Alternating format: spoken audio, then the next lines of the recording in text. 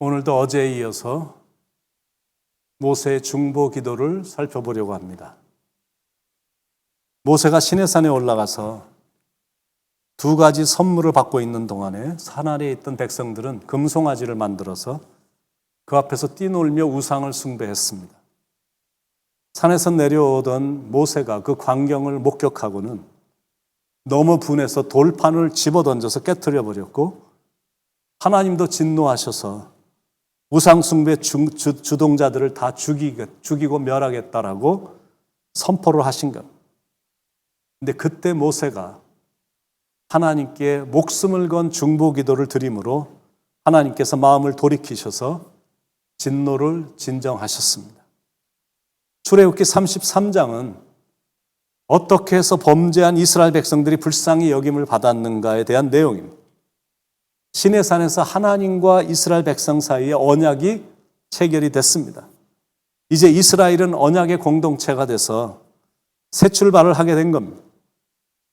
하나님께서 모세에게 아브라함에게 약속하신 가나안 땅을 주시겠다라고 말씀을 하셨고, 그러면서 모세에게 약속의 땅으로 올라갈 것을 명하셨습니다.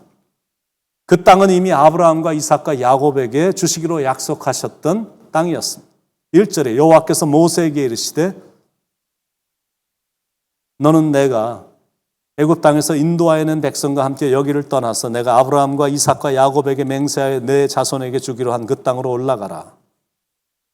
하나님은 사자를 보내셔서 그 땅의 족속들을 쫓아내실 것도 말씀을 하셨고, 백성들을 안전하게 적과 꿀이 흐르는 땅으로 인도하실 것도 약속을 하셨습니다. 2절 3절 내가 사자를 너보다 앞서 보내어 가나안 사람과 아모리 사람과 헷 사람과 브릿 사람과 히윗 사람과 여부 사람을 쫓아내고 너희를 적과 꿀이 흐르는 땅에 이르게 하려니와. 이건 하나님이 신실하심을 보여주시는 겁니다. 약속을 하셨기 때문에 약속을 지키시는 모습을 보게 되는 겁니다. 그런데 그들의 죄에 대한 응보로 하나님께서 그들과 함께 올라는 가지 않으시겠다라고 말씀을 하시는 겁니다.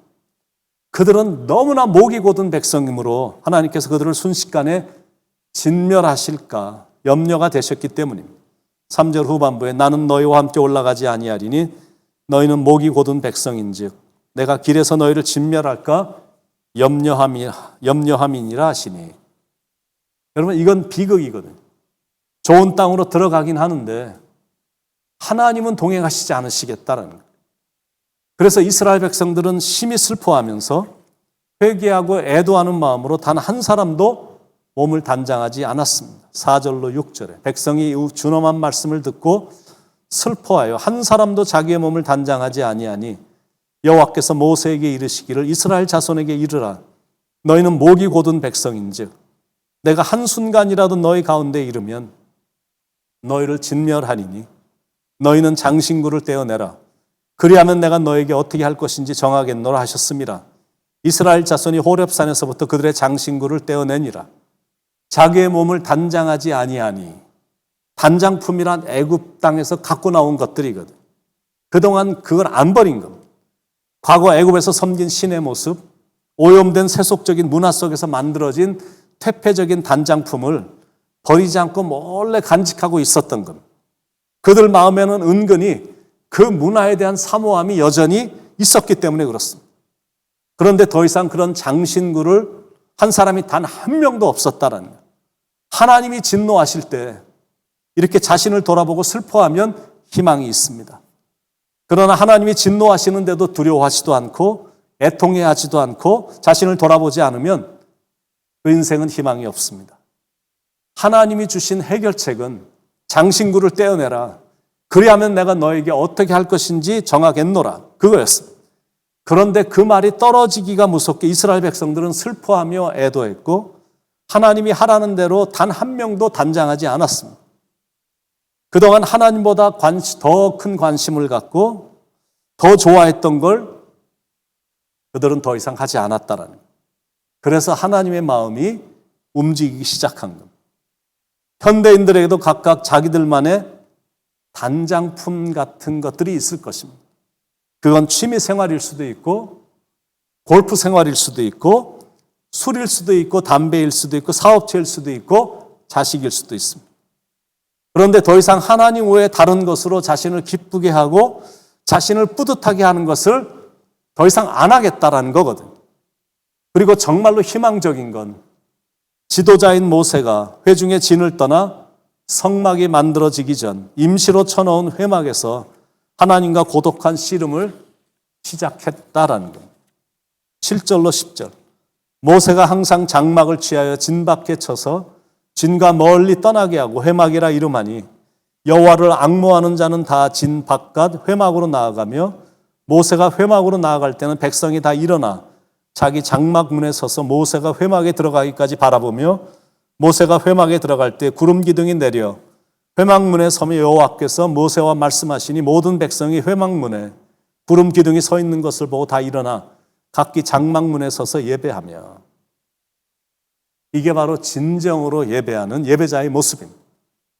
모세가 회막으로 나아가자 백성들은 다 일어나 자기 장막문에 서서 모세가 회막문에 들어가기까지 바라보며 구름 기둥이 내려 회막문에 서며 여호와께서 모세와 말씀하시는 것을 보고 멀찍이 서 경배를 했다라는 거예요. 여러분, 이런 게 하나님의 백성들의 모습이거든요. 지금 이 순간은 지도자인 모세도 훌륭했고 백성들도 예배자의 모습으로 돌아왔고 눈의 아들 여호수아도 회막을 떠나지 않았습니다. 거기서 하나님의 진노의 마음을 풀기 위해 모세가 한 건 지난번처럼 하나님을 설득하는 중보기도를 드린 겁니다. 중보기도의 내용은 하나님, 만약 백성들을 멸하시면 사람들이 비웃을 것입니다. 그 말을 하며 하나님을 설득한 겁니다. 그리고 그냥 설득한 게 아니라 자신의 생명을 걸고 중보기도 한 겁니다. 이제 그들의 죄를 사하여 주옵소서. 그렇지 아니하시오면 주께서 기록하신 책에서 내 이름을 지워버려 주옵소서. 이스라엘 백성들의 죄만 사해진다면 기꺼이 자기가 대속 제물이 되겠다라는 겁니다. 자신을 희생해서라도 양들을 구원하고자 한 겁니다. 그러자 이번에도 그 기도를 하나님이 들어주셨습니다. 어떤 기도였길래, 모세는 대체 어떻게 기도했길래 금방 하나님의 응답이 있었을까? 첫 번째, 이런 기도. 모세의 기도는 마치 친구와 이야기하는 것 같은 기도였습니다. 11절. 사람이 자기의 친구와 이야기함 같이 여호와께서는 모세와 대면하여 말씀하시며, 하나님과 친구처럼 친밀하게 교제하는 모습이 참으로 아름답습니다. 여러분, 가까운 친구와 이야기할 때 여러분 어떻게 하십니까? 격식 없이 편하게 하잖아요. 하나님이 모세와 그런 식으로 대화를 하신 겁니다. 두 번째, 모세는 대체 어떻게 기도했길래 이런 응답을 빨리 받을 수 있었을까?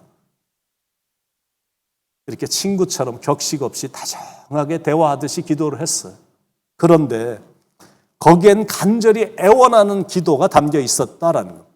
하나님, 한 번만 봐주세요. 하나님, 불쌍히 여겨주세요. 하나님, 함께 해주세요. 라며 호소를 한 겁니다. 12절, 13절. 모세가 여호와께 아뢰되 보시옵소서. 주께서 내게 이 백성을 인도하여 올라가라 하시면서 나와 함께 보낼 자를 내게 지시하지 아니하시나이다. 주께서 전에 말씀하시기를 나는 이름으로도 너를 알고 너도 내 앞에 은총을 입었다 하셨사온즉 내가 참으로 주의 목전에 은총을 입었사오면 원하건대 주의 길을 내게 보이사 내게 주를 알리시고 나로 주의 목전에 은총을 입게 하시며 이 족속을 주의 백성으로 여기소서. 이렇게 진심이 담겨있는 기도에, 이런 애원하는 기도에 하나님의 마음이 칭했던 겁니다. 그래서 하나님의 마음이 변했던 겁니다. 14절. 여호와께서 이르시되 내가 친히 가리라.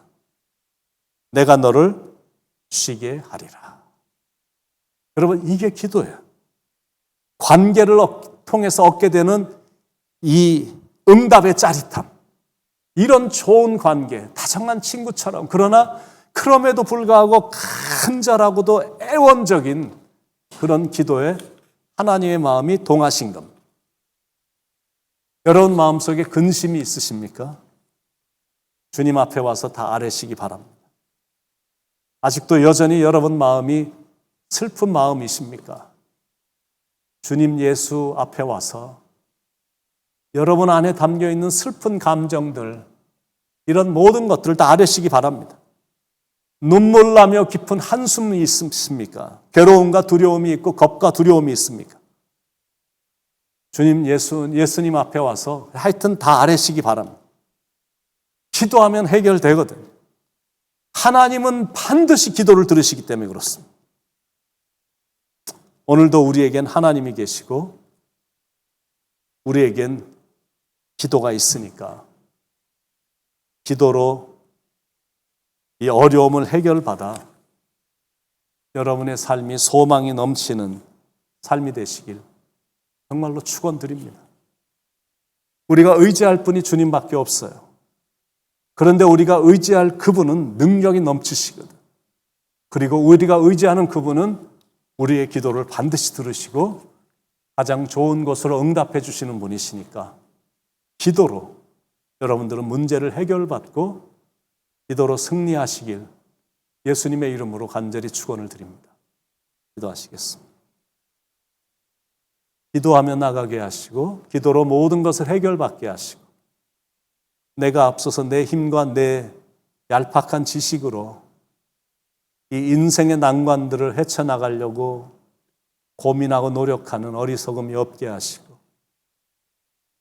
모든 해결점은 하나님의 손에 있으니 하나님께 맡기며 기도로 주님과 다정하게 대화하며 모든 일들을 다 술술 해결받고 응답받는 이런 축복을 경험하며 그래서 우리의 영성은 갈수록 더 깊어지고 하늘과 땅을 움직이는 그런 능력의 소유자가 되도록 우리의 기도 생활에 더욱더 힘을 쓰는 그래서 수많은 사람들의 생명을 살리는 기도의 능력자들이 되도록 축복해 주시옵소서. 주님께 모든 영광과 감사를 올려드리며 사랑이 많으신 예수님의 이름으로 간절히 기도드립니다. 아멘.